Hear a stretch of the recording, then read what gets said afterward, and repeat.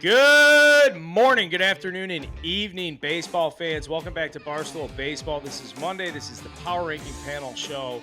It is Carl. I am joined by Hubs, Chris Castellani, and Klemmer. We got a great show planned for you guys. First half recap, Power Rankings 1 through 9, and a little bit reflections on some first half storylines. I guess as we get into it, guys, the draft is going on. We're recording this. There's no games to be played. The first half is completely done. I'm going to start with Hubs because you look the most beautiful right now if you're watching on YouTube. Great smile there, kid. How are we feeling as a Yankees fan? You just lost 2 or 3 to the Cubs. Well, I got the Aruba tan, by the way. That's what you're seeing. You're seeing that glow. Welcome home. Brian Cashman just fired his first coach mid-season in his tenure as the Yankees GM. That just happened. So that feels like something. Maybe because a minor leaguer is the reason Anthony Volpe changed his stance and not the hitting coach, and that has resulted in his kind of resurgence here. Probably the final straw, along with also getting one hit by Jameson Taillon, who I personally love, not when he's facing my team. He's been one of the worst pitchers in baseball this year, and he had his way with them. And the Orioles, they've just had too many duds. They're in the bottom 5 in batting average on base percentage. Their approach all year has stunk. Everyone has seemingly regressed on the team. It's not all the hitting coach. They're not gonna come back after the break news, but boom. But I don't think that guy was helping whatsoever. So they're getting a guy from outside the organization, which is a good idea because all these people inside the organization stink. And hopefully it changes something. But pretty alarming to fire a hitting coach like that when he doesn't do that ever. Yeah, hitting coach is gone. You're back from Aruba. And perfect. This is, I believe, your first appearance since a perfect game in Aruba. The Yankees didn't want to keep you down there for that. Was there any type of sense of staying in Aruba for good vibes, or if it's like a playoff chase, are we going back to Aruba as a rally Aruba? They didn't sweep Oakland, so that was kind of a sign. Like, okay, this isn't all going to be perfect down here. And then the Cardinals had their way with them also. So it was like, okay, the perfect game was cool. Made me work in Aruba. I didn't really want to work in Aruba, but when they throw a perfect game, you can't be a manzo. You just gotta work the perfect game there. Happy to be back. Yeah, one of my favorite moments was that tweet right before the game. You tweeted out the lineup and you were like, "Thank God I'm in Aruba. I won't be paying attention to this one." And then you had to blog like 3 blogs that night. You were probably bombed in those Aruba Concedos. Like I said, glad to have you back. This show is at its best when it's the 4-man panel. The other thing I want to talk about before we get to the top 9. Raise your hand if you knew Klemmer was a fucking shark on the books. Like, what are you doing? Guys, Chris Klemmer is picking at like a 73% clip right now, predominantly starting pitcher out totals. I'm going to even skip. Bombs Away is up 32.3 units in the first half, 25 units in the last 3 weeks. That's not even important right now. What's important is Chris Klemmer's unbelievable ability to pick starting pitcher props. Did you know you had this in you at 43 years old? Yeah, I mean, I've been watching baseball a long time. I mean, I spend, decades of my life just like looking at a baseball encyclopedia, and I'm most interested in starting pitchers. Like, I just think like the managerial, like I've done this, I'm sure we all have, right? That gymnastics in your mind. It's like, all right, how many pitches does he have left? How long would I keep him in? You're kind of like playing along with the manager. So like these props it's pretty natural for me. And like I said, I've been doing this so long. So like it's awesome. It's been fun. I don't know. I hope it keeps up. I'm on my second 5-win streak. I think I've won 12 of the last 14 bets, which is crazy. So I can't imagine that will keep up, but I think I'll be pretty decent. I hope. I mean, I don't know. I have my little recipes that I use as far as figuring it out which splits I focus on, which ones I don't, and it's worked out. I don't know. You've got a good cushion. You're up almost 10 units, so like you can regress a little bit and still be in a good spot. Your Taj Bradley one the other day, where you're tweeting 9 outs into the game, like, we're screwed, guys. Like, he ain't getting, and then the next thing, the Braves just bat around. Yeah. It was like the most perfect thing that's ever. It's very impressive. Yeah. If you look at like second time around the lineup with him, it was interesting. The first time around the lineup, he has the most trouble. It's the second time where he didn't. So I was a little bit nervous. But then I was looking at other stats, other things, especially him in the trop. He's terrible in the trop. He's bad, in certain other splits for that one. So that one I felt okay about it. I didn't feel good in the third inning, but I felt good about it. But the rest of them, yeah, I mean, they make sense on paper. It's not always going to work. I picked Drew Smiley. That was a bust. But, yeah, it's been fun.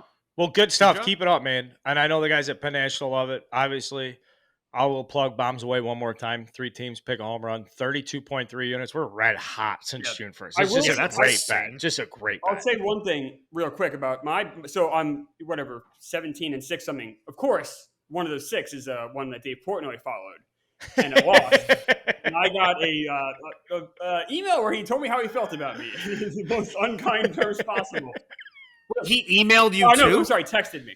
Oh, okay. I was gonna be like, yo, if he went email, tweet, like, No, oh, no. Can you read the text? Can you read the text? No, I won't do that because I never read private text. But he did text he you. texted me as well as. I only saw the tweet. The tweet just said loser. Yes. And the text was a lot more intense and a lot more in depth. Oh my god. But I will say this: I promised him. I told him, I said, "Listen, I'm gonna go back and I'm gonna work even harder tomorrow." And I'm 5-0 since I made that promise. So if he's not tailing me now, that's on him. But yeah, that's Whoa! It is. I'm doing my work. I told him I would. So if he's gonna pick it on Friday. I'll lose or something. I'll be like, I had the last 5. So are you saying active? Can you go on record right now? Do you want Dave to tell you for the rest of the season? I don't know. I think my bets are pretty good. He has, as long as he won't get as long as he's as evenly mad about the losses as he is happy about the wins. Oh, that's not gonna happen. Yeah, no one is like that, right? He just expects wins, and if you lose, you're a loser. Yeah. So I mean, I don't know. Like whatever. I'm pretty confident in my picks, though. I spend like 2 hours on each one. So Jesus all right. Christ, Klemmer. Yeah. Yeah, I get up at like 9, from like 9 to 11 or whatever. During when the office is open from like 8 to 10, I'm looking at every starting pitcher splits. Okay, last one. Is there one person in the office you're bumping these picks up against? Is there somebody you trust the most to say, "Hey, I'm kind of leaning this or that," or is it just all in the Klemmer? It's all me. Yeah, because Okay. then if I did that, then if it didn't hit, I'd be mad. Like no, I just do it in the morning. It's very peaceful. It's like doing like a little puzzle in the morning. It's nice. Okay. Well, Rico and Big Ev have the hit parade too, as we're just talking about baseball gambling. So keep your eyes peeled. Megan Making Money's got her thing. We got Hank's punch outs. PFT's got his stuff going. I would just like to share this as we get into first half recaps. We have plenty of action. Go check it out on the Sportsbook exclusives tab. Top 9. I regrettably will say the Tigers are not in the top 9, but we feel great about the Tigers as we do this. Chris Castellani, you've been sitting here patiently as you drove back from Detroit today. Tough fucking loss. Sorry, dude, but appreciate you showing up in good spirits as always. Well, thank you. It really is amazing how the vibes in Detroit, the positive vibes lasted maybe 12 hours. It's unbelievable. This is why, for the people getting mad at me, this is why I get emotional over combined no-hitters. Because, like, I'm telling you, if the Yankees threw a combined no-hitter, and this is why I love you, Hubs, you wouldn't care because we're focusing on playoffs. We're focusing on the division. We want to win a World Series. When you have 7 years of shit, a combined no-hitter is your World Series. And so immediately I'm like, hey, we're healthy now. We're not going to win the division. We lost 2 out of 3 to the A's. That's dead as fucking dog shit. But you got let's win a series against the Blue Jays. Holy shit, we got a 2-run lead with 2 outs in the 9th. You give up a 2-run home run. We go to the draft. Everyone, for the last, what's the date? July 9th? For the last 6 months, Cruiser Langford, baby, gonna be there. Skeens is gonna be one of the top 3 picks. Cruiser Langford is your guy. And we got a dude who was born, like, 2 years after the Killers released their first album. It's just like, I look, and God bless the kid. I hope he's the best player ever. But this is why you have to squeeze every ounce of positive liquid out of this rag, because you will drive yourself insane if you don't celebrate even the most minor thing. We're gonna carry it through this show, Chris. Let's do it. No, this is my salvation because I get to talk about good teams. It's wonderful. Okay. And Klemmer's got something to say. He's gonna be I was just like, I remember being a Mets fan in 2012. It was a bad season record-wise. They lost 88 games, I think. Yeah. But the entire journey was pretty fun. Saw the Johan no-hitter, Matt Harvey's debut, Ari Dickey wins the Cy Young. It was a fun year. I kind of feel like is that where the Tigers are? You got Riley Green coming up. You got you had a no-hitter. You could have fun moments in a bad season. And as far as doing draft speculation, nobody knows shit. Correct. Which I did acknowledge in my video. Nobody really knows. You can't get upset. But I remember they drafted Brandon Nimmo. I'm like, a kid from Wyoming? Are you fucking kidding me? And he's my favorite player on the team. That's just a waste. The one counter I would say is that I think in principle, drafting high school players is a bigger risk than drafting college. Of course. Yeah, sure. That's my one. yeah. That's my one argument is I think that you are taking a much bigger risk rolling the dice in a high school guy than just going out and getting Wyatt Langford. Now, as I said in my video, and I'll say High that reward though too.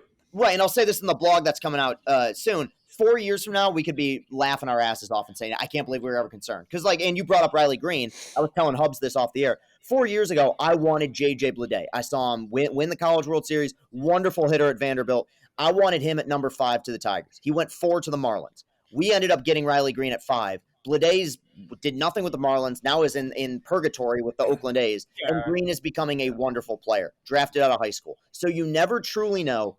But I also, knowing the way this fan base goes and how frustrating things have been, I think we wanted to come away from this like breathing kind of easy, being like, hey, you know what, we got the high ceiling, high floor guy.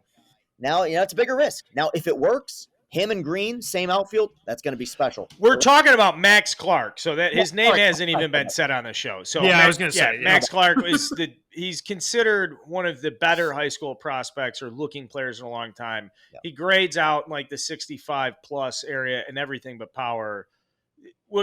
Regardless, high school player, talented player. Yes. You liked Wyatt Langford, I'm sure.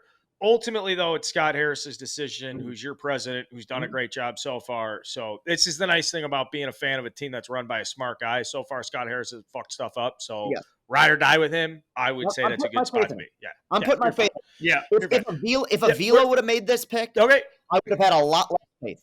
Yeah. All right. Former GM, I would say Scott Harris has done a great job so far, Carl.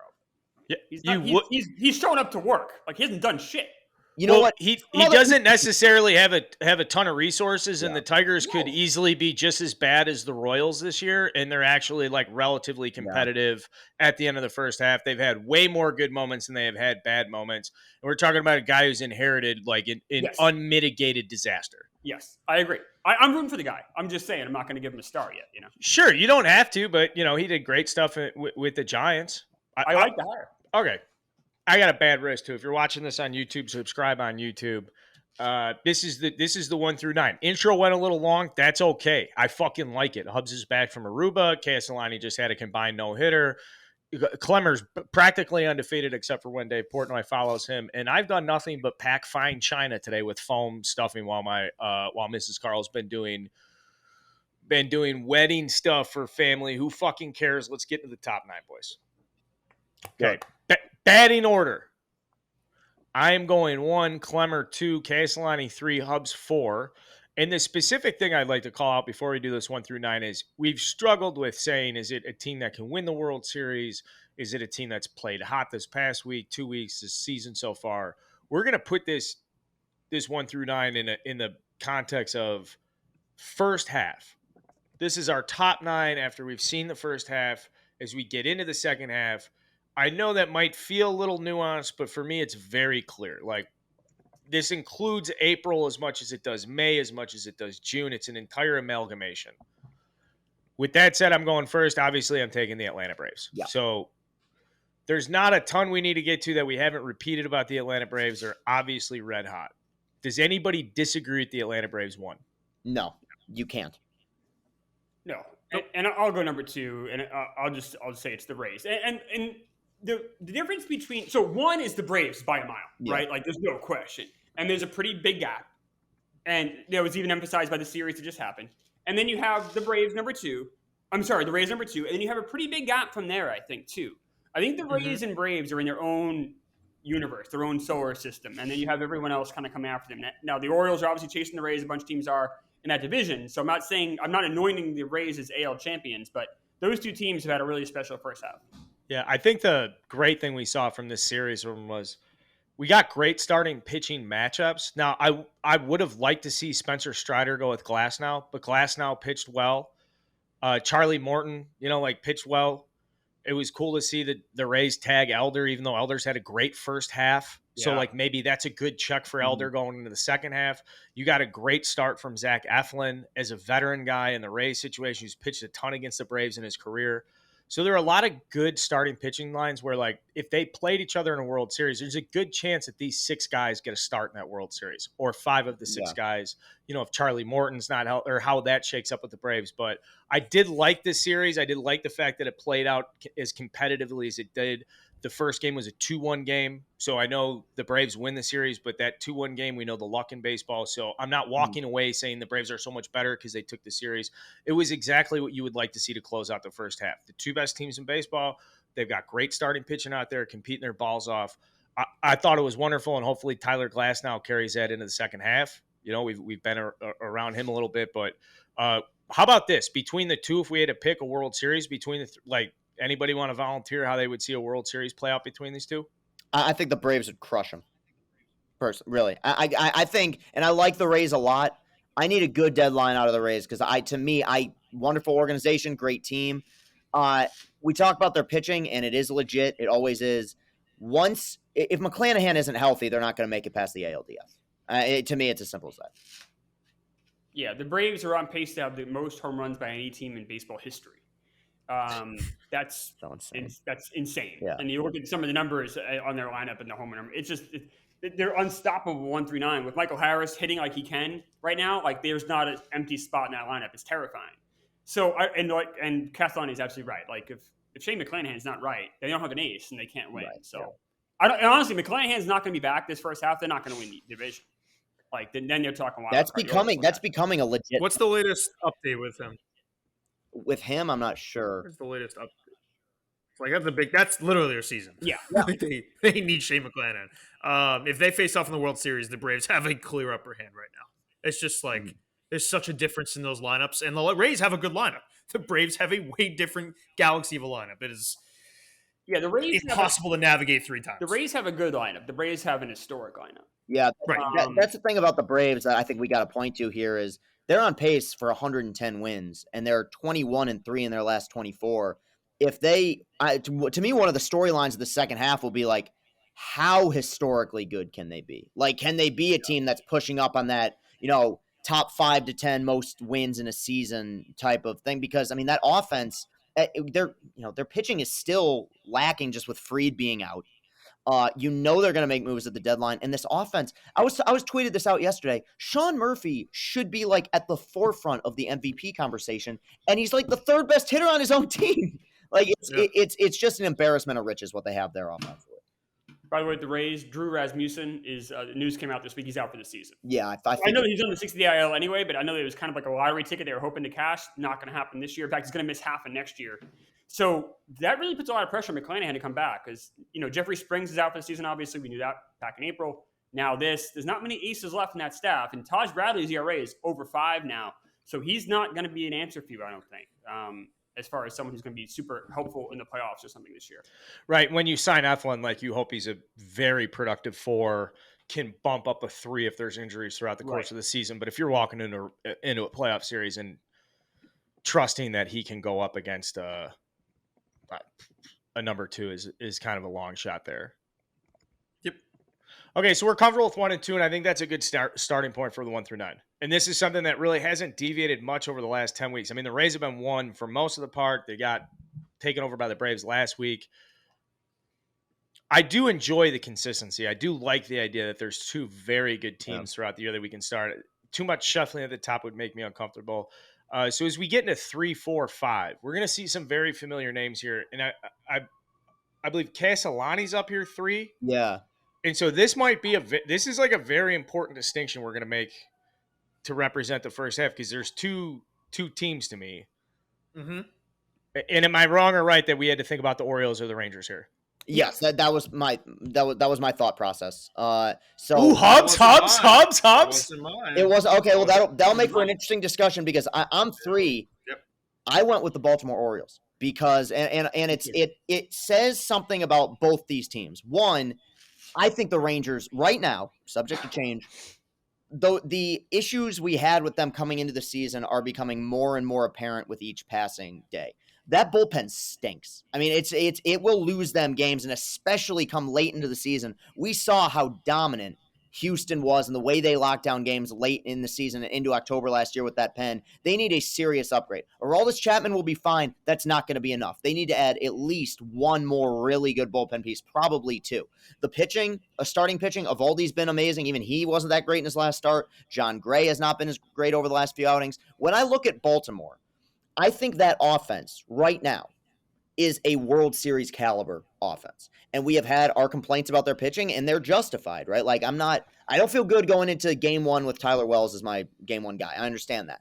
But to me, every time I think that they're about to take some sort of downward trajectory, they just bounce back and they keep winning games. Their placement on this list going forward will be entirely dependent on whether or not their owners don't pussy out here. But I'm telling you right now, this is an offense, and there are players on this team that are capable of being a part of a group that can make a deep run in October. I think every time I feel like there's something's about to go sideways, they just keep proving me wrong. Brandon Hyde has done a wonderful, wonderful job there. And while they are not as good of an offense as, say, the Braves, there's something about them that reminds me a little bit, probably even more power, really, of the Royals in 14-15, where it's like, is there anyone in this lineup that I'm looking at who's going to hit me 30, 35 home runs? Probably not, but there's no easy out here. Every guy. Yeah, and yeah, go ahead. I was just gonna say they get better as the game. They get better as the game goes on. Like when it's the fifth inning, the sixth. Like that's a lineup that just continuously. I mean, Jorge Mateo and Adam Frazier easy outs. They are, but as 8-9 hitters, you could do a lot worse. Yeah, Adam Frazier gives you tougher at bats than a traditional 8 hitter. He's not a hole. Like he has good strike zone discipline. He's weaker than he is. Like he never was a legitimate threat. I think he had some good seasons with the Pirates in his clear prime, and then got traded and didn't really do much after that. But he's a baseball lifer. He's a higher quality bad player, if that makes sense. Where can Jordan Westburg play? Like where or when? Where? And you know what? That's good. You bring up Adam Frazier because him and Westburg are probably thick as thieves as Mississippi State boys. I mean, if you put Westburg at second and then maybe Frazier is a defensive replacement at the end of games and stuff, now I'm on board. Because Westburg, I think, can hit. I mean, he's only playing 2 games, but like so far, he's impressed me. And I like his at-bats. I like how he's jumped right in. He seems to have good plate discipline. Like, I'm really impressed with him. I don't know how his defense is, though. I haven't seen enough. Jordan Westburg is known as a guy who just, like, give him an inch, he takes a mile. Like, he was okay to start at Mississippi State, but then when he got a chance to go out and play in the Cape Cod League and hit with a wood bat in front of everybody else, they were like, who the fuck is this kid? Just a true gamer.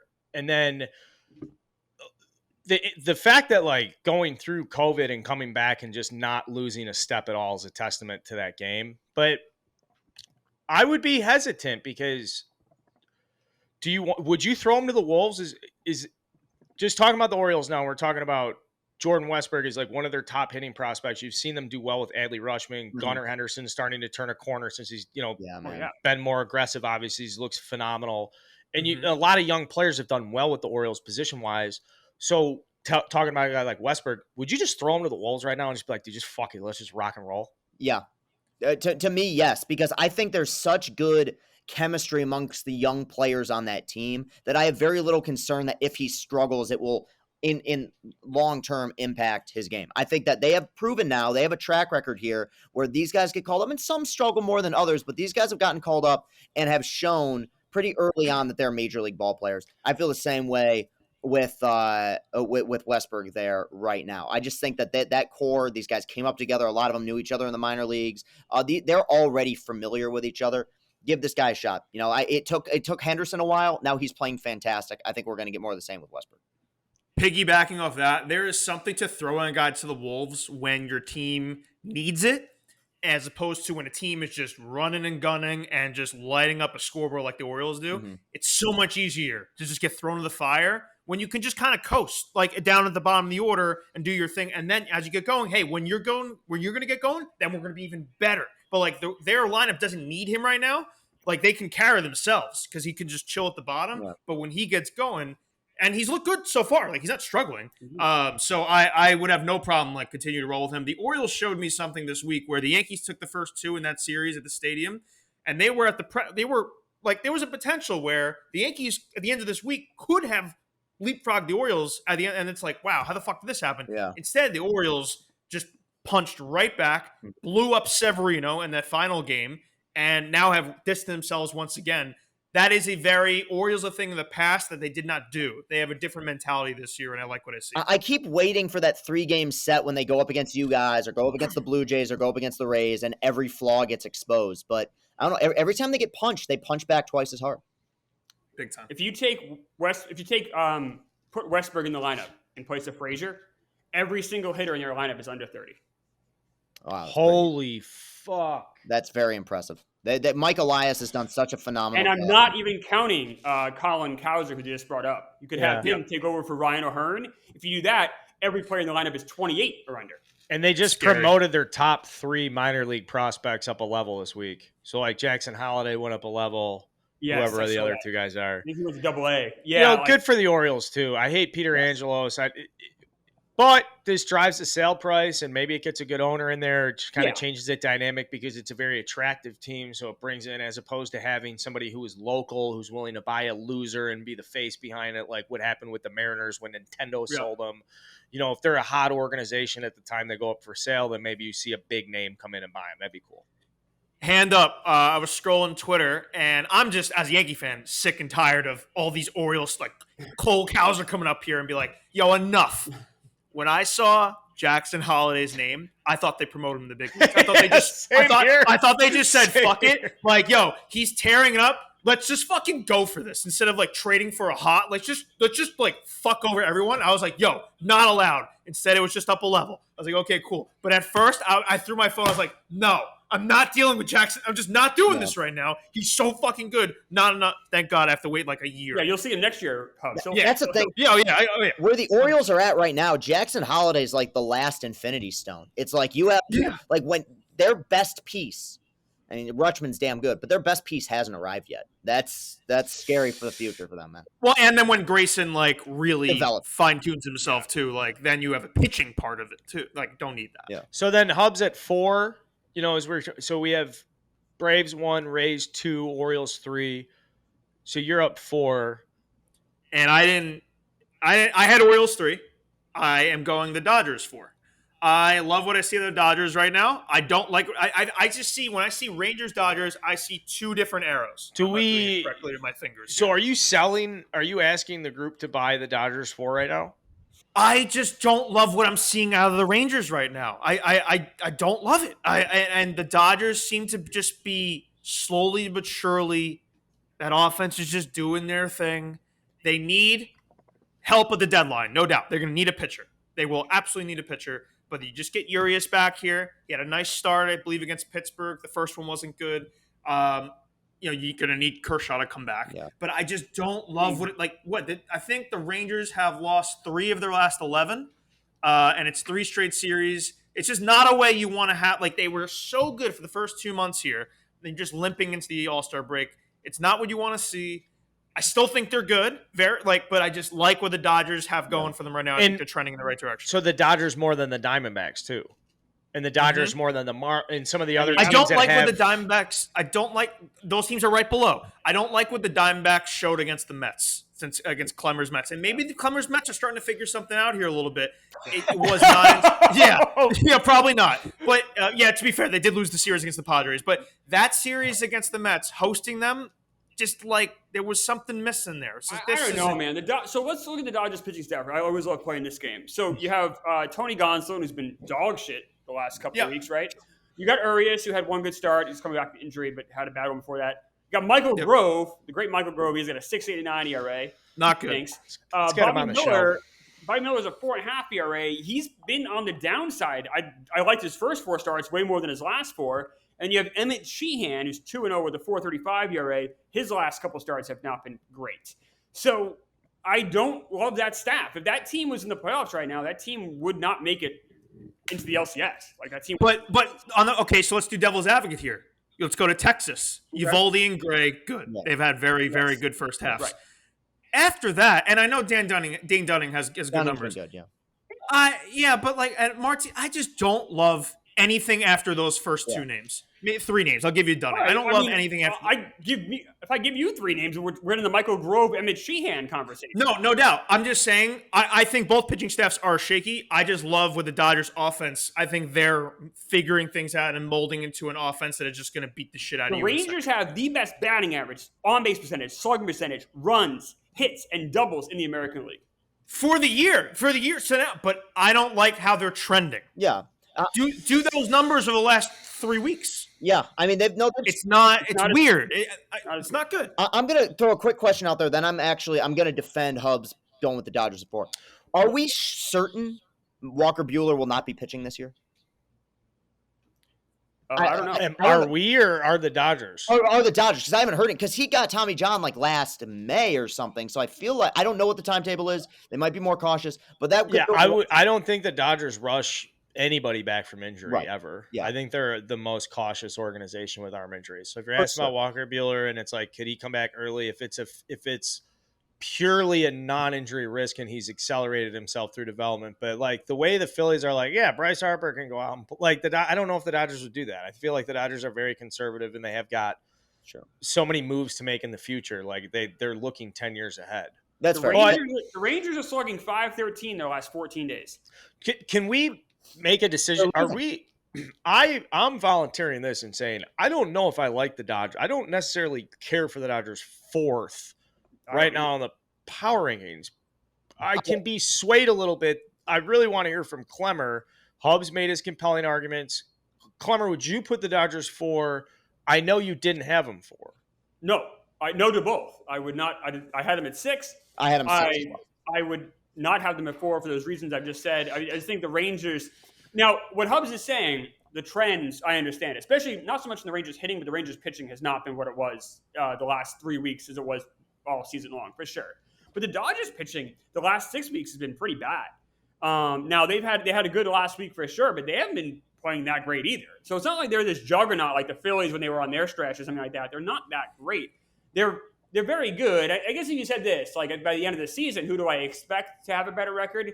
Maybe the Dodgers if Kershaw's back healthy and stuff, but I don't know. Rangers are pretty good. I have a hard time taking the Rangers off this. I guess I went a little Klemmer there where you always do this where you're like, oh, they're going to be in the playoffs when we were talking about, the Pirates a couple months ago, whatever.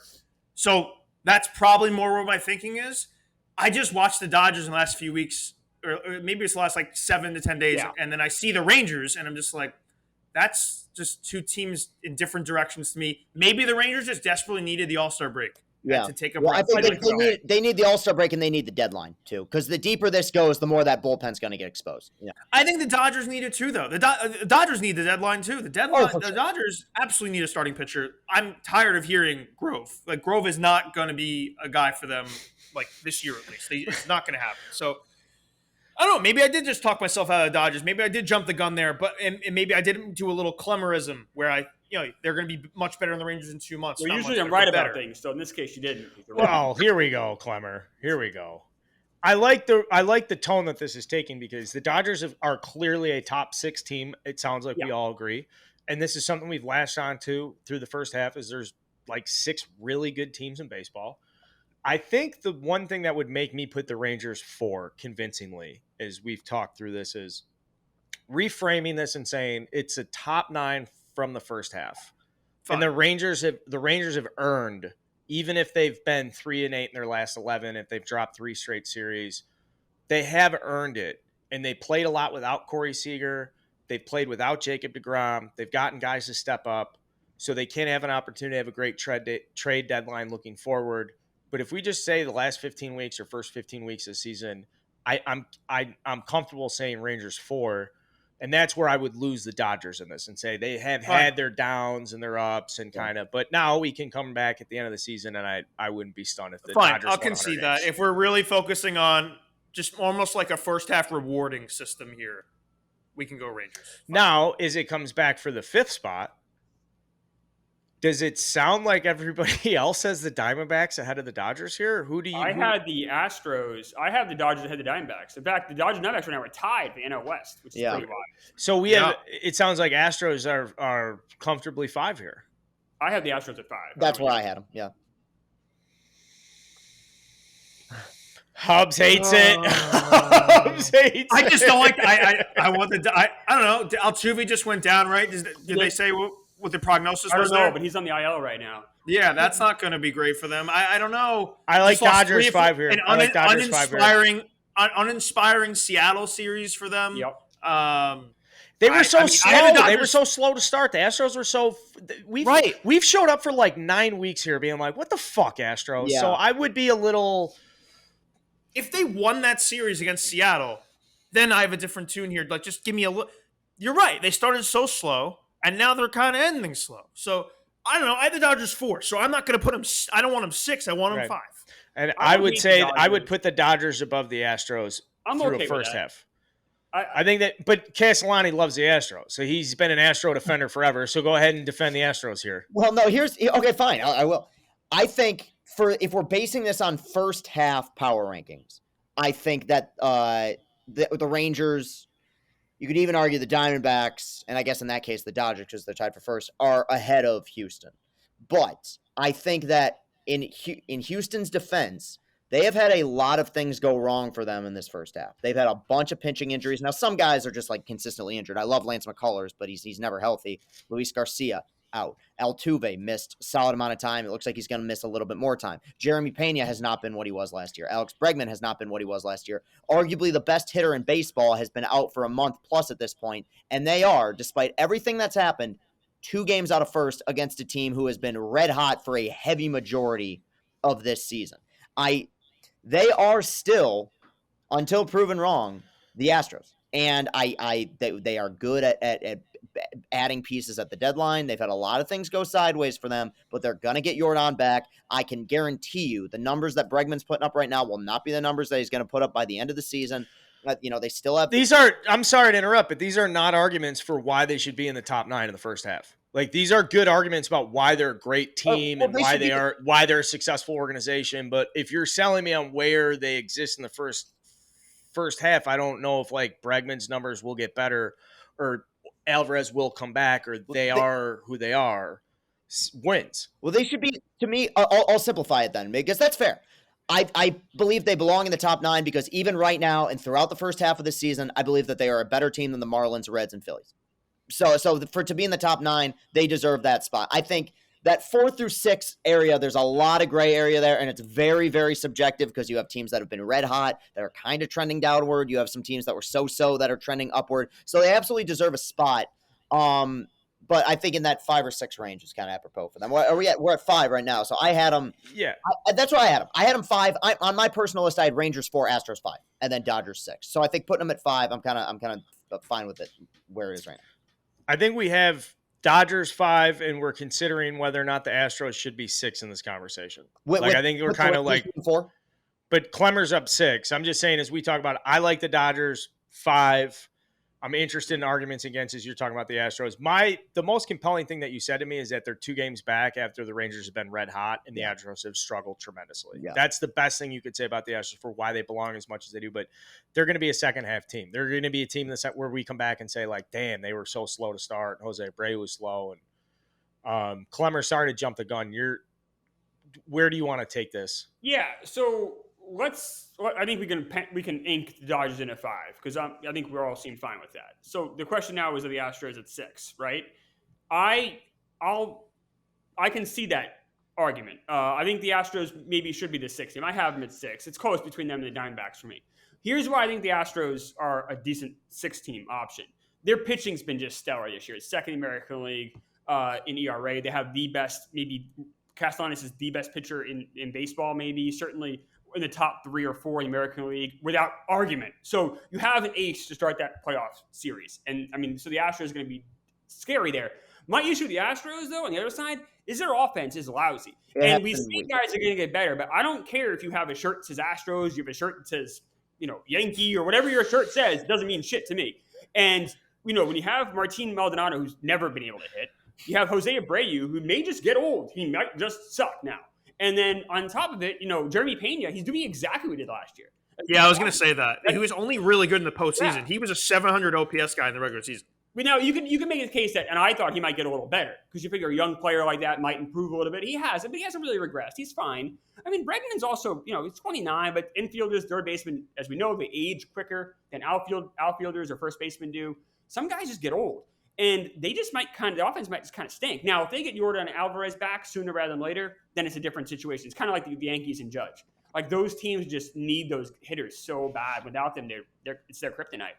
But the Astros, I think, are good. They're solid. Any team we talk about for now, moving on though, is going to have some big flaws. Yeah. We don't talk about the Braves or Rays anymore. Right, and that's the nuance that we want to stress as people get upset about this team should be here, this team, this and that.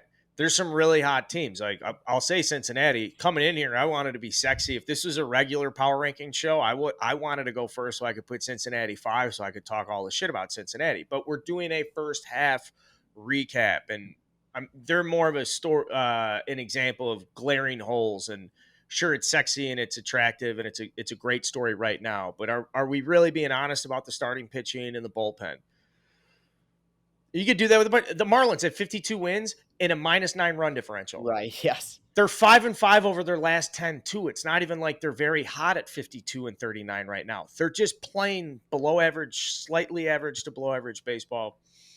And they sent down the race, Which That is troubled me. just, That's why it's infuriating. I was waiting for Klemmer's reaction to that. Yeah. I thought Klemmer was going to go drive down to Miami with Frank the Tank again and burn that place down when I saw that. You are the first person I thought of when I saw I was that. not news. happy. It's just. I mean, I understand in 2023 is how it's done, and but no, the kid that grew up in the 80s watching baseball was just like, is this? I was apoplectic. I mean, it was just shocking. And it wasn't like we're going to limit his innings. We're going to send him out to left field. We're going to limit his innings. They're going to send him down to AAA to pitch. We're getting away from the story that Yuri Perez got sent down to AAA. So we're five Dodgers, 6 Astros. Klemmer, you said? I'm fine with that if you guys are. Yeah. I'm fine with it. I don't want to stress you out of your pick, but I know that. No, that's what I committed had. to good. I had them Okay. 5. I had Dodgers 6, but I can flip them. I can see the argument on both sides. That's fine. Real quick, because I don't want to overlook this, because we will talk about this team again at some point. But the whole guy is pitching really well at the major league level. Let's send him down to where are they sending? Are they sending him to fucking rookie ball or something? It's not even like AAA where they're sending Yuri Perez. Has there ever been an instance in which that happened and we looked back on it and went, they really made the right decision there? Well, Has it happened? There was one instance I can remember a few years ago. Chris Paddock. He was dealing with the Padres before the Padres were remotely close to good. They thought they had an ace. Elbow was. Well, they sent him down, and then a few months later, I think it was the next year, elbow or arm blowout. So, I'm not saying that it was related, but to me, pitching innings in rookie ball and pitching innings at the major leagues, I understand one is higher leverage, but there's still wear and tear on the arm. I don't know. I have 2 very different examples, but Roy Halladay and Zach Greinke both got sent to instructional league, but both for different reasons. They were just doing badly, and Zach Greinke was having some mental health issues. So that wasn't a guy that was doing well and got sent down to instructional league. It was more a way to kind of rebuild themselves. I can't remember too many times a guy has an ERA of 2.37. He's going to AAA. It's very bizarre. Yeah, they send him to AA. I just always go back to the Jabba rules. Jabba Chamberlain. Guess what? It didn't fucking work. You still get hurt. Yep. Just go. Just don't kill him. He has 60 innings. Come on. The lifestyle changes too. So when he left AA and went to the big leagues, he got picked up at the airport by Sandy Alcantara. He's been staying in 5-star hotels, hanging out in Miami, eating dinners in Miami, balling out like one of the guys. So now he's going to go back to AA. Stadiums that have 8,000 capacity, he'll get 9,000 to see him pitch. It'll be a big fucking deal. He's going to be eating peanut butter and jelly sandwiches in the clubhouse. He didn't get paid shit. I mean, it's frustrating from that cultural difference now. All right, dude, you're back in AA. Go enjoy Alabama Birmingham for a weekend. What are you doing to this fucking kid? Terrible. Kid. Yeah, Sorry. it's Terrible. very strange. Right. I don't know. Whatever. This is And not the what fan base, not just We the haven't kid. even put the Marlins on this list yet. Who's 7? I don't, Who you know what? is I don't know if 7? they deserve it after that. Yeah, that bothers me. 52 and 39, -19 run differential, -9, something like that. There's a crooked number. Castellani, you are hitting 3rd in the order, which means you're up right now for 7. Yes. Okay. I'm gonna go with because there's 4. Some fan base is gonna be really pissed because I think 4 teams have a really legitimate argument here. But I am going to go with a team that until the last 10 days, I had been so impressed by. That's the Arizona Diamondbacks. Yeah. I think the Diamondbacks have had a wonderful first half. I mean, ultimately, I kind of hate it when people use this term, but if you would have told Diamondbacks fans this is where they'd be at the end of the first half, every one of them would have taken it. I have one huge concern, and it might not be the concern that some people think it is. This team will go as far as Corbin Carroll will take them. And that shoulder is becoming a real problem. Now, every time you think that there's some sort of concern, he hits a walk-off against Pirates, right? Yeah, that shocked me. He just played like the day later. Well, I was like, wait, this is not a old highlight? That looked bad. That looked bad. And Yeah. him coming back and hitting the walk-off surprised a lot of national people that are not on West Coast times. Yeah, I was like, excuse me. I saw that highlight on a Saturday night and was like, what the fuck? I thought that Yeah. labrum was ripped clean off his fucking Yeah. shoulder. I was waiting for him to announce the IL stint, and then he just played the next day. So, look, he's an amazing player. The knock is not on Corbin Carroll, but this strikes me as one of those things that will be a lingering thing for the rest of the season, and then come off season, he gets surgery. So if this can last and he can keep himself upright, I still think with a good deadline, because they got some pieces here, they can be a team that can still win the West. But that's my biggest concern outside of the fact that I think there's still holes in the pitching staff. They got to add more besides Gallen and Kelly. But with franchise players, man, it is just to lose them is as demoralizing as it gets. My Tigers went through it for a month plus with Riley Green. He's come back, had 8 at-bats, reached base 7 times or some shit. He's just ridiculous. It'll be like that with Carroll. If we get the May version of Corbin Carroll that we got, that dude's going to be unstoppable.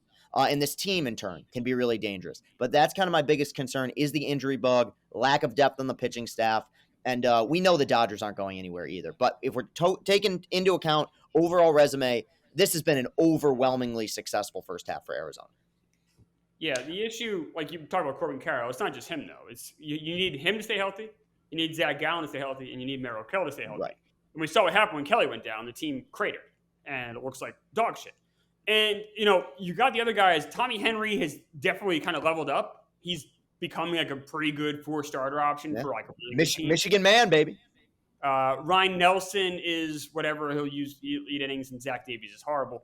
So, they need to go and get another starting pitcher or two for sure. But if you don't get Kelly back soon, this team's in real trouble. Yeah. And if Gallen goes down for any length of time, or obviously Carroll goes down, this team is in real trouble. This team is only held up by those 3 people. And maybe Kettle Marte, some of the offensive guys too, Gurriel. But without Carroll, Gallen, or Kelly, this team is doomed. I was going to say, though, to the first month and a half when we didn't know whether to buy in on them, I kept looking at their all their stats, and it was really just Carroll. And now you look, Christian Walker, yes, Kettle Marte, Gurriel, Perdomo. It's like, oh, these are 5 hitters. These are 5 very good hitters for them. And it kind of makes sense. For a while, it wasn't adding up how they had the record they did. Now, for me at least, obviously the pitching, the top 2 guys. But offensively, now I know why they're getting the runs. These guys are consistently just been good since opening day. Good for them. And if we're doing it the way Carl said, kind of like who deserves to be here after what they did for the first half, it's the Arizona Diamondbacks, no doubt. Alec Thomas is back. Add some depth. I mean, there's a lot of attractive things here, but I do like someone brought up Perdomo's name. We got into him with the National League show the other day. It's good depth. All-star, right? Yeah, that's right. The All-Star, yeah. Good for him. Gabriel Moreno behind the plate, at 23 years old with an 80 OPS plus through the first half of the season. First time getting, regular playing time, over 220 plate appearances. He's going to get better in the second half if they rest him appropriately, managing a pitching staff like this. A lot of reasons to love what the Diamondbacks have done. And now the last piece, as we talk about the Diamondbacks second half, the trade deadline comes up. They should add a bat. They should add some kind of veteran presence if they can. Yeah. But the real testament to the Diamondbacks now that they have the farm system, Jordan Lawler's a top prospect. They've got talent coming up. Yeah. Can we go out and spend some money? Right? Mm-hmm. Can you go out and just spend a little bit more money? They've done it before with Bumgarner. They're not afraid to do it. It would just be great to see him just take that. That's the next step. That's the final step. Mm-hmm. It's like that with Baltimore too, where that will be the ultimate mystery box is, hey, you have your core. You have your guys that the next time you're in the postseason, next time you're making a deep run, these guys will be there. But you got the last piece of that is ownership willing to pony up? A few years ago, I think many of us were super high on the Chicago White Sox and the core that they built. They went out and didn't spend wisely, and a lot of those guys regressed. Diamondbacks are in a similar place. I have much more faith in their front office than I did Chicago, though. I will say the Orioles GM did just come out and say, like, we're going to add, which was stunning for me for coming off an offseason where the owner said we care more about concerts than the team. Now we got the GM saying we're going to add. I know we're not talking about the Orioles, but I hope that's a big fight. I hope it's a big fight. I know, but imagine he's like, yo, what the fuck? We got Blink 182 coming next week. What are you talking about? With Klemmer, what are you saying? Mike Elias also said that they were going to add in this offseason, and they added Kyle Gibson. Yeah, right. That's empty promises, man. Detroit promises the same thing. I see it. I don't want to see some trying to get the most random starting pitcher I can think of. That's Jordan Lyle. Like you go with Rich Hill, it's not gonna that's not gonna get me hard here. Let's go get something. Let's go. Imagine he just says it every 6 months. He goes, we're going to add, just hoping that the owner just okay, fine. This time we'll actually do it. We're going to add, I promise. Man, if you're watching this on YouTube, Hub's hair looks great. It's tossed perfectly. It's feathered. It's light. It just bounced perfectly with your emotions there. Guys, subscribe to our stuff on YouTube. We're getting into the 8th pick here, just recapping. 1 Braves, 2 Rays, 3 Orioles, 4 Rangers, 5 Dodgers, 6 Astros, 7 Diamondbacks. Now, I'd be surprised if the Braves didn't make it to the NLCS. Mm-hmm. I would not be surprised if any of the teams we've talked about won a World Series. I wouldn't be surprised. I think that there's enough here. Maybe the Diamondbacks would be the first one that would kind of claw me, but if Gallen's rolling and Merrill Kelly comes back and they can get I wouldn't be stunned because Zach Gallen can go win 2 games in every playoff series and they've got enough with Merrill Kelly, and we've talked about young dynamic talent. And then if you go 1 through 6, I wouldn't be like the way we were last year with the Phillies getting to the World Series. Holy fuck, the Phillies did this so far through these 1 through 7. And it does get weaker towards the Diamondbacks, and it's much heavier at the top. But this is championship caliber baseball. I think now we're going to get to teams that are like, oh, you won the World. Oh, I could be wrong. So, Hubs, you're up 8. Right. Yeah. All right, so I'm going to admit something. I don't know what to do here. Okay. I don't know what to do here. So if we're going off what Carl said to guide us, kind of rewarding teams to get to this point, then that will lead you to believe you should put the Marlins here. One, I'm very mad with the Marlins about what they just did with Yuri Perez, and I want to discipline them a little bit. And also you have to factor in the run differential thing and all that. The Philadelphia Phillies have been red hot and have vaulted themselves back into contention here, and look, all the parts of a team that's going to compete here in the second half, and their last month here has been wildly impressive, and the team we kind of expected to see coming off of a World Series run. And then you get the Toronto Blue Jays also in the mix here, a team I hate. But I've noticed that there's been better baseball being played there. They just actually got Alek Manoah back, and he pitched well against the Tigers. Carl might be able to throw some against the Tigers these days, so I don't know what to think about that. So I don't know what to do. I lean Phillies, personally, because I really like what I've seen the last month here. I believe Aaron Nola has the most innings pitched in baseball in this year. That's impressive. That's a nice little fun fact there. I like what they've been putting up there. I mean, I don't know, man. You go and sweep Tampa in Tampa, and I know they haven't been rolling. That showed me oh wow, they didn't win. They swept. They didn't win 2 of 3. I think I'm going Phillies after my little tangent here. I like the Phillies a lot. I'm Phillies have with you 5 legitimate starting pitchers. Aaron Nola, Zach Wheeler, Taijuan Walker, Rangers, Suarez, and then Christopher Sanchez has been pretty good. And because of that's enabled them to put Matt Strahm in the bullpen. And they use him as kind of like this long reliever / specialty guy. They use him really oddly, but it works for the most part. He's had a decent year kind of bouncing back and forth. And then you have a lineup that when Bryce Harper's power comes back in that second half, they're going to be even more even more fearsome. I'm not expecting, I don't want to do that game where this guy's going to improve because his name is this. But I got to think Trey Turner can be better. But if we're not doing that, then even if Schwarber does what he does, Castellanos does what he does in the first half and the second half, I think that's good enough to get in the playoffs. Yeah, they're 21-9 over their last 30. And beating they're some good playing teams. good. Beating And some they're good playing they- good baseball. They came into Chicago and just blew the doors off of us. Not to say the Cubs are, but watching them recently, and Hubs, love you calling them out, going out, just fucking sweeping the Rays. Now they have 48 wins. There's a bunch of teams with more wins than them. Yeah. However, what I would like to call out is it is very hard to come out and play opening day after you participate in the World Series, winner or loser, historically speaking, especially for the losers. And the Phillies went through it a little bit. This is Rob Thompson's first full season, right? Am I wrong? No. Yep, Correct. that's right. Trey Turner comes over. That's sexy off the top. Big World Baseball Classic. Bryce Harper's been out. Pitch tempo. Huge issues with Nola at the start of the season. Huge issues with Zach Wheeler at the start of the season. These are guys that like to take their time on the mound.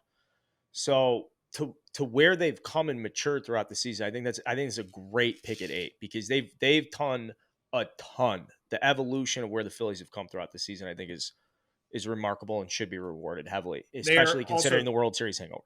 They are also 23-9 since moving Schwarber to the leadoff spot. So don't change that. And if we're talking something, and if we're talking about teams that are going to add, they have the most fun fucking riverboat gambler GM in the sport. Dombrowski's gonna find a way to make some moves, fleece a few teams. He is the greatest eye test GM maybe in the history of this sport. Really, like Detroit did not have an analytics department when he was there, and he won a heavy majority of his trades. It's an experienced team. They've earned that spot in the top 9. They played great lately.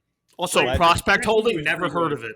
They will send those guys away and bring in a star. That Dombrowski as your GM is so much fun. That dude could give a fuck less about farm systems. He will gut your entire system, which is fucking awesome when it works, but not so fun when it doesn't. Yeah.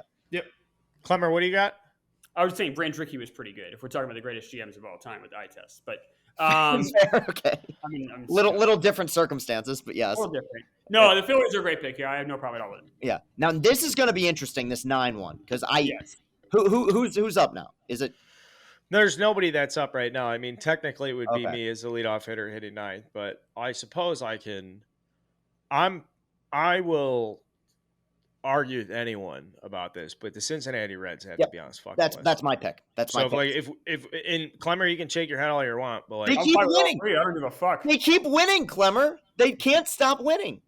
Yeah. Like all they've done is just dominate since Ellie Cruz got up. Here's the thing. So Clemmer, when we argue, little behind the scenes, folks, we argue about the Reds every day. I think they're good. Clemmer doesn't. He talks about their pitching, which is fair. I will say, and I don't have the stats in front of me, I would love to see what their run differential, and you talk about run differential, right? Because the Cubs have a positive run differential, right? And all this. And yeah, they took 2 or 3 from the Yankees. Anyone can do that. I would love to know what their run differential is since Ellie De La Cruz made his Major League debut, because I bet it's really fucking impressive and really fun. They were bad to start the year. Since he's come, they're a different team. They're not awesome. a big fan of run differentials in like that small a sample size, honestly. It's not good statistics. It's just because depends who you're playing against. If you're going up against the A's a couple of times, it's going to warp the run differential. They've beaten everyone since he's come up. They're 22-7 since they called him up, though. They've beaten incredible. Everyone. That's great. You guys really think that's going to last? Like, no, really? I'm just saying they are 22-7 since they called him up. I'm not saying like whether it will last. If it does last, it'll be the best team in. If it does last, they'll have the best second half in the history of baseball. They're 22-7 since he got called up. That win percentage is like 670. I have a serious question for you guys. Okay. How many wins does this team have when the season's over? I'm just curious what you guys really think. I think they win the division with 86 wins. See, now you're fucking with me, Clemmer, and I want to say 90 just to stick it to you. Because you can say that. I'll. What are they on pace for currently? Let me check. 89.6 probably. Yeah, about that. They're just under 90 because they were 90 coming into today. The thing is, I don't think they're going to add. I don't think, like, they're not in Baltimore's position, and we don't even know if they're going to do that, right? But like, they took a series from Baltimore. You bring up Baltimore since Ellie. They did. They took a series from Baltimore, the Dodgers, and the Astros. Since Ellie's been almost took a series from the Braves. I know I say almost doesn't matter in baseball, but they won a 1-run game, then lost back-to-back 1-run games. So I knock the Reds a lot. And I don't. I know that a lot of people like taking them because they're new and different, and it's fun to think about different things. I get all that, and I will say there's some good things about them for sure. Like their offense is very strong. Obviously, Elly De La Cruz is unbelievable talent. I mean, what he did stealing second, third, and home. That's insane. It's like generational shit. And then you have McLean. We talked about him a lot on this show. Jake Fraley even is having a nice year. Like they have some nice players. I like their bullpen, especially their end of game bullpen is pretty good. That rotation is so awful. It's so horrible that I just can't take them seriously. And I'm kind of shocked you guys are falling for this. But how come they keep winning? Remember? They keep winning. Bro, they sell out. They like play 162. You are looking at this like Statomatic like board games in 1983. Like it's different, dude. There's 40,000 people showed up at Great American Ballpark now. Yeah. Okay. And when that team takes the field, they expect to fucking win. And that's what matters, dude. Like Spencer Steer is fucking balling. Yes, Talent it is. What matters. Then why do they keep winning? No, I don't care about if they're excited to go to the ballpark. I don't give a fuck about that. I care about talent, and that pitching staff has no talent. That pitching staff is awful. Okay, no, Klemmer, anybody who knows anything about baseball that has spent 1 second in a major league clubhouse would look at you right now and be like, "You're insane." I don't give a fuck. You are insane that you don't think that shit matters, dude. I know more about You're baseball old enough to remember the 2005 White Sox. You're old enough to remember the 2005 White Sox, right? I do remember them, yeah. Okay, so like you were probably fucking in the middle of September being like, this team fucking sucks. They were probably up 3 games in the World Series, and you were like, not this fucking team. No, I'm trying to understand your brain here. Like the Reds are dynamite since Elly Cruz came up. Elly De La Cruz came up, and the Reds have been fucking awesome. Yeah, that's fantastic. They've had a great last 30 days. It's not going to last, guys. But that's not what we're ranking here. What we're ranking are the 9 best teams in baseball. I don't think. I think I'll speak for Klemmer and Hubs here. Or I think they're in first. Right, that's the thing. I don't think any. The Marlins have a better record than us. Put them. They should be ahead of the Reds. I can see. We banned the Marlins because they sent Yuri Perez down to fucking. If the Reds sent Elly De La Cruz down, they'd be banned. But the Marlins sent Perez down, so they're banned. And none of us are saying, and I think I speak for Hubs and Carl here, I don't think any of us are saying they can win the World Series. We're saying when we're talking about ranking the 9 best teams in baseball, there are flaws that are worn on their sleeve. Now, Andrew Abbott's been fucking great, so you can't call this a completely terrible pitching staff. He's been awesome. He's very good. Since getting called up. He's legit. But keep going. Who's next? There's nobody. But I still would put them right now, given the offense, given the energy that Elly De La Cruz has brought. I'm willing to put them ahead of a team like the Marlins that has a negative run differential and just sent their fucking best pitcher down. At least the fucking Reds aren't being a bunch of fucking pussies and playing for fucking next year. Fuck that shit. Pitch your best pitchers. Put your best hitters in the fucking lineup. That's what they're doing. Joey Votto's fucking 67 years old, still hitting home runs. It's a cool story, Klemmer. They're gonna win this division. It's a nice story. I don't think they are going to win the division. You think the fucking Brewers are going to win this division? Yeah, I do. The Brewers barely. Honestly, if the Marlins played the Reds in the World Series, the Marlins would win. Well, they can't because they're both in the same league. How can you say that shit, dude? Sorry, the LCS. I know back in 1984. Yeah, but I'm not saying. I don't mean it like that. I mean it more like, how can you say it so defiantly that you would know? I mean, it's always Carl. One of the points we made earlier about the Astros is that Jeremy let me explain myself. Sorry. Every single playoff series is a crapshoot. So I'm saying it definitively as much as someone can. It's still my opinion. I still could be wrong. I thought the Mets are going to win 100 games this year.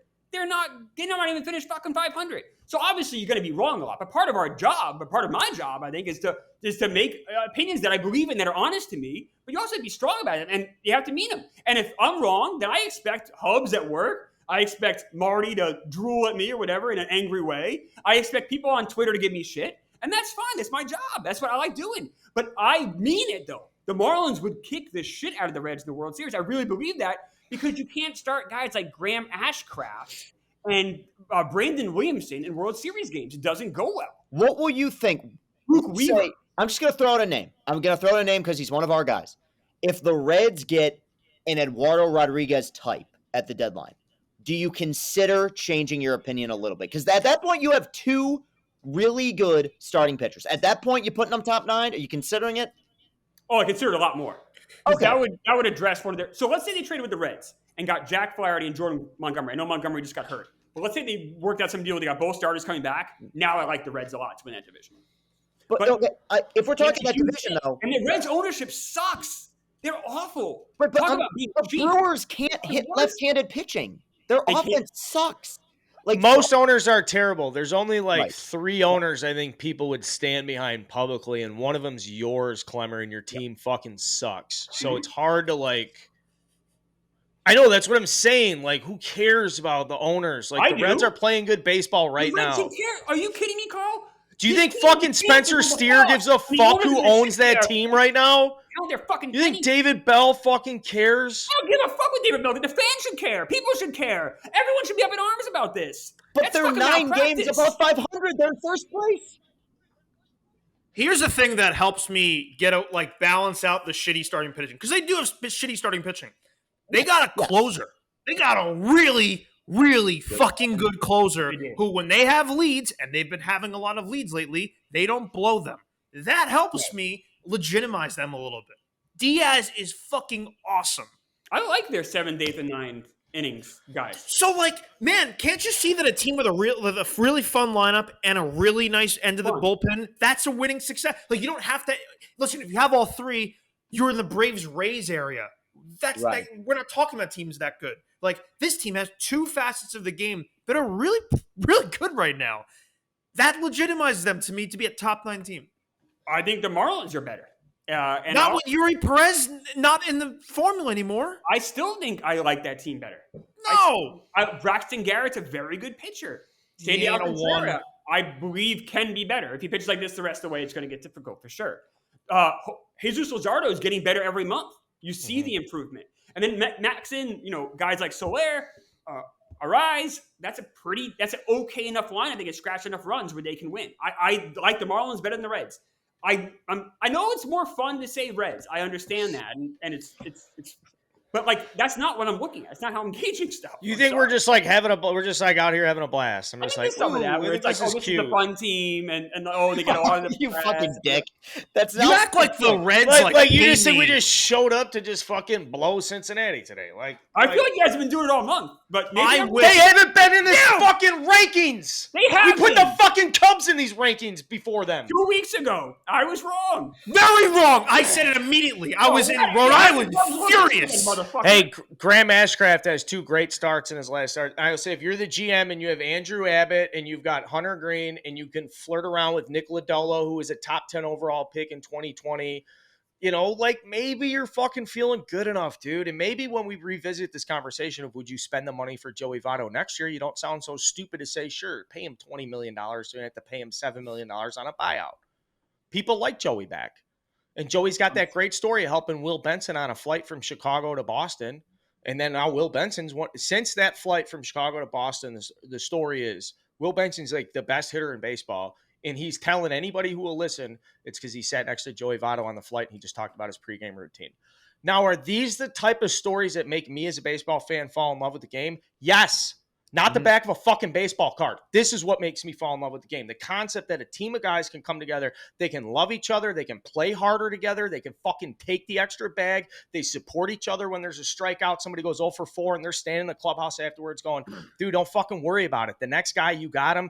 That shit matters. And if the Mets had a fraction of it, buddy, you guys wouldn't be 10 games under 500. Like what the Reds are doing well is they're playing together. How do you explain teams that hate each other and still win?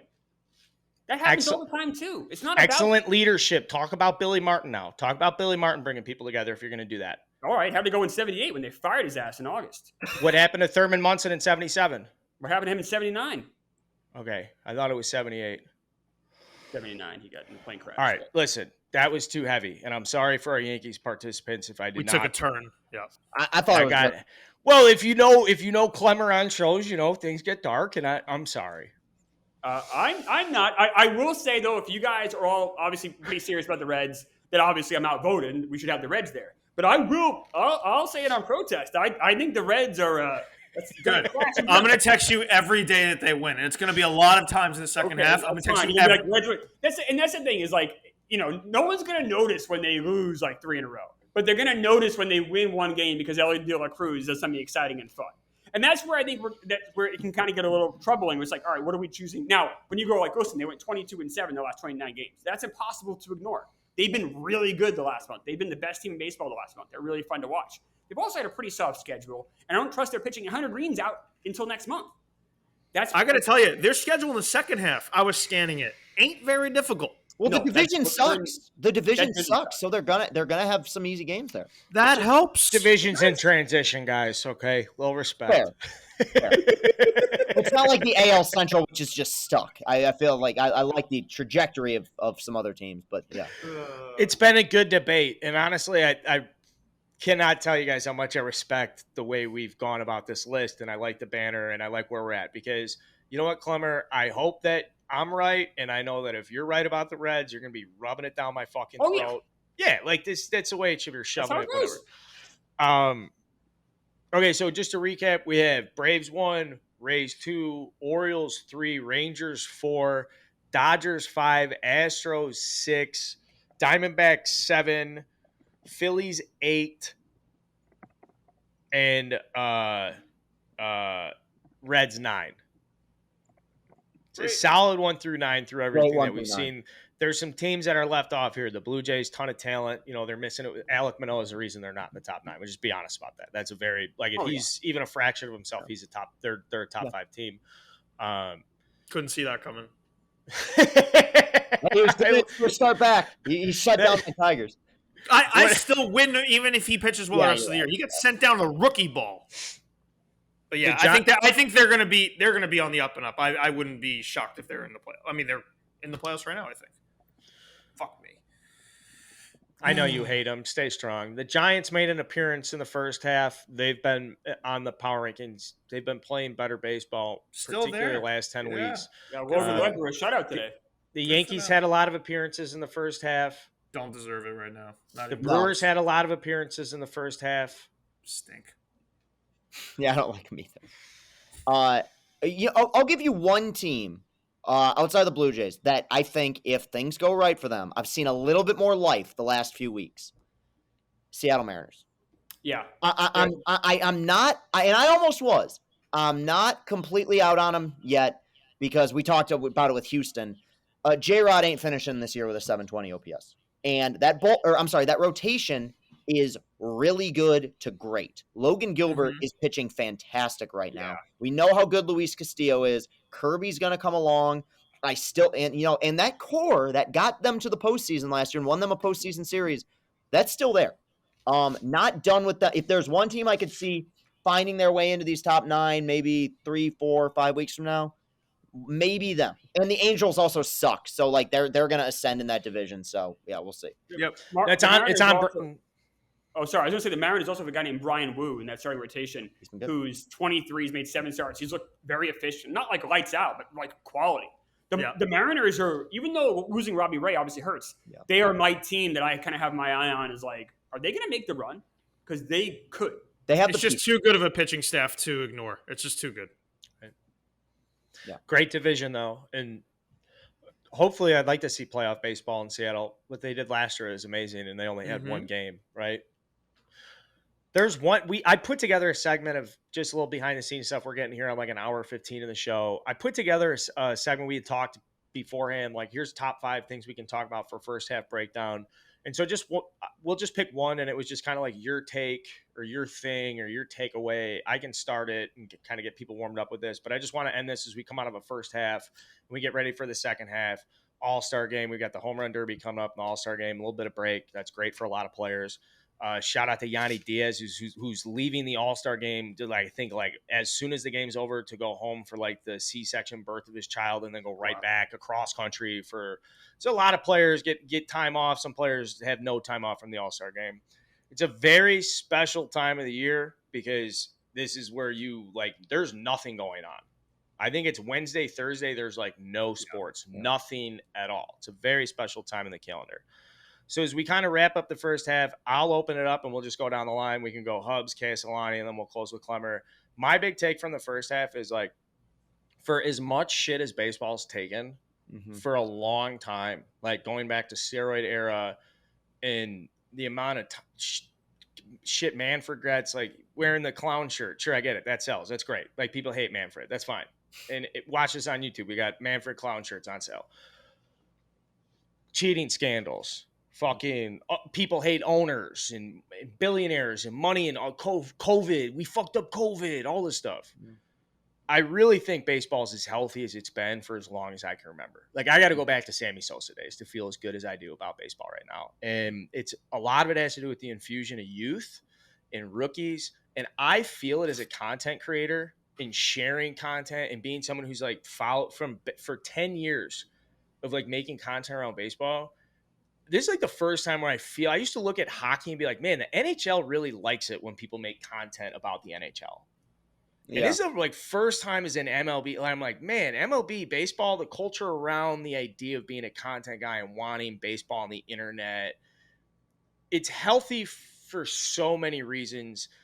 And through this first half with rule changes and stuff, I just feel great about where baseball is going. I just want to send good vibes out there. And my heart is filled with love for this sport in the top league. And I know for all the hate and all the shit and this guy sucks and that, we're so stuck on our teams. Yeah. If you take a second to just put your head up, like, baseball's healthy, man. We're way better than I think people would have thought and way better from the outside. So, yeah, that's my take.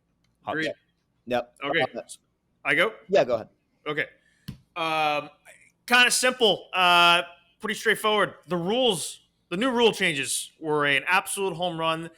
There was a lot of hesitancy, I think. Not as much from like us, but more just from the casual fan. Just a little the old fan, not Klemmer older than Klemmer, being like, change in sports is big time. And this was probably the biggest rule change in sports in a long, long time. And man, does it make it better. Even like going to a game, and I've been to my fair share this year, you don't notice the clock. The game just speeds along. You're kind of blessed when your team is getting shit on.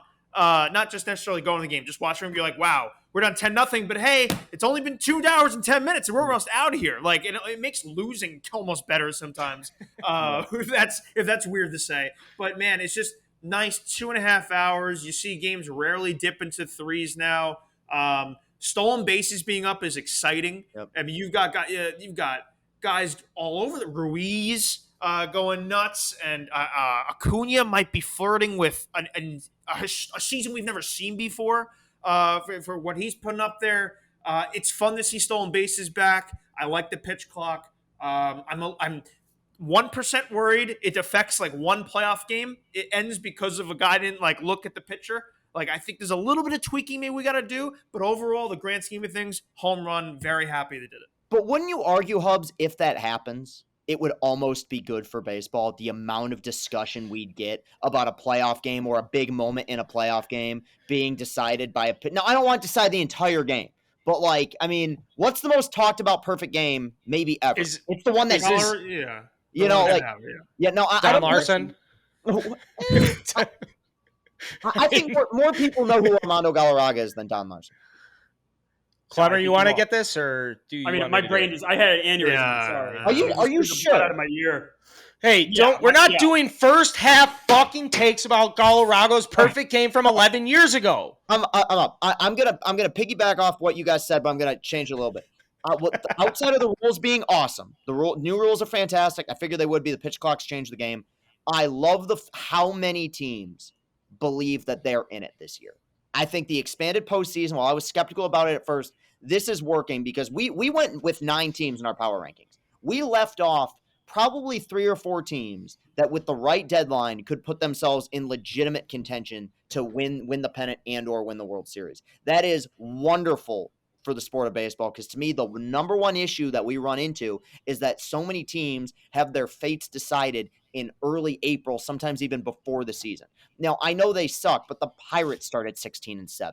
You know, you have teams with high payrolls that are struggling. You have teams with low payrolls that are doing really well and are going to try to add at the deadline. I think having more parity that we can talk about the Diamondbacks and the Reds and the Marlins, some of these teams we did not expect. The fact that they're in it, it makes the game more inclusive. It makes fans more excited. It makes them want to go to the park more because they're actually putting together a product that doesn't stink. I think long-term, that's going to have a huge, huge impact on the sport. So I'm really glad that a lot of teams feel like they're in it right now. I think that just makes the game so much better. Yeah, you guys kind of stole all mine, but I just want to say a couple things. I'll leave some notes. First off, the Reds are on pace for I think 112 stolen bases, which is wild. And I gotta say, the Pirates were 16-7. That's a great point, Castellani. And I bet when they were going to the ballpark, they had a lot of fun when they'd show up. They were all in a good mood. They all loved to play. You fucking dick. That's what's most important, guys. And if we learned anything, look at the Pirates' success this year. It's because they're having fun. It's a little bit different. Man. Oh, okay. Yeah, they have better pitching in Pittsburgh. Yeah, they got Paul Skeens. Do you believe in Derek Shelton? But don't we all agree that the Pirates should sell and that it's a disaster of a franchise? I believe more in Ben Cherington, if that Yeah, makes, fair. you know what I mean? Yeah, the Pirates are awful. The Pirates are very bad. All right. They had a good And it's hard. You know what though, Klemmer, you were sucking some teams' fucking juicy cock coming into Pittsburgh the other week, being like, "Oh, they got Pittsburgh," and Smitty and I were like, "You know what? That's Playing true. at Pittsburgh's San pretty Diego. hard, and I'm pretty sure they got swept." So for you to come back and talk shit about this is a little surprising. Yeah, I can because they are 40-49, which is actually better than I thought they were going to be to start. They're the more year. watchable. So I should your point. Derek Shelton doing a good job with what he has. I have no problem with Derek Shelton. With what he has. Right. If Steve Cohen was his owner, he'd probably be doing a little bit better because Steve Cohen will spend money and will do whatever it takes to get the roster built. Yeah, we got. All right, so last thing I would just want to say is this is a little bit fucking behind the scenes here, but I've really enjoyed doing this Power Ranking show with you guys, and I like the different perspectives we've had, and it's obvious if you follow it along. I mean, Klemmer being 43 and knowing a ton of shit deeply, and Castellani being a fucking weirdo, and me being a weirdo about player origin stuff, and Hubs is like one of the most OG Barstool baseball guys around. And he's been doing. Dude. You've been talking about the Yankees on Barstool forever, and it's just a great mix. And I just want to share this with you guys. I can't thank you guys enough for being a part of this, putting the show together, because I'm really proud of the show, and I really like the way we go about it. Now, there's times there's some stuff where I get shit on because the Cubs are in a top 9 because Klemmer put them there, and Hubs is in Aruba, and we don't have checks and balances. But I'm really happy. I think it's getting better, and I just like the progress. I like where we're at. I love this. I love this 1 through 9 and the balance of perspectives. And we do this every Sunday night. Like, this is a weird Sunday night Zoom call thing of guys who we don't even hang out and do shit together. We just get together once a week to talk about these power rankings, and then obviously the Wednesday, Friday shows. But this power ranking show I'm really proud of, and I just want to say thank you guys for putting in a great first half, and we're gonna have a great second half. We're gonna have a fucking monster second half. Thank you very much, everybody who's tuned in. Subscribe, YouTube or Spotify or whatever however you consume it. Just subscribe and share it, because we're gonna be here every week. Thank you very much, guys. Until next time.